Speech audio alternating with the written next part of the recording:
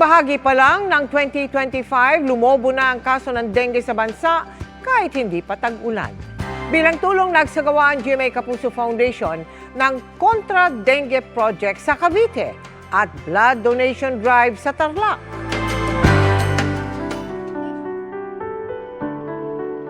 Simula nang magka-dengue ang panganay na anak ni Rosalinda, nagdodoble ingat na siya. Bukod sa paglilinis, sinisiguro niyang may takip ang mga nakaimbak na tubig na pwedeng pamugaran ng lamok.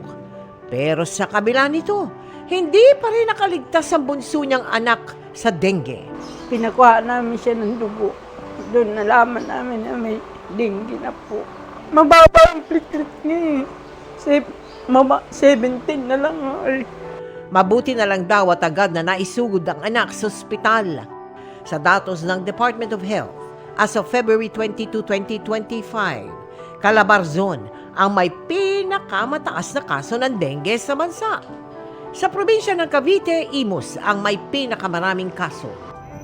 Bilang tulong, nagsagawa tayo ng Contra Dengue Project kung saan namigay tayo ng anti-dengue kits.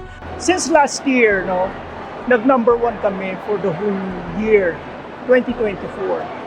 So, at that time, we decided to declare an outbreak mga December na siya. Bumili na kami ng pang-misting chemicals. At dahil rin sa pagtaas ng kaso ng dengue sa bansa, tumaas din ang bilang ng mga nangangailangan ng dugo. Kaya nagsagawa na rin tayo ng Sagip Dugtong Buhay Bloodletting Project, katuwang ang training command ng Philippine Army. Nakalikom tayo ng 324 blood bags. Nakisaya rin sina Lay Maniego at Princess Cañete. Meron tayong dengue epidemic. Ang top affected area is Cavite. So tayo ay hindi tumitigil at kaya natin partner dito ang AFP. Marami silang naiipon na mga magdodonate ng dugo.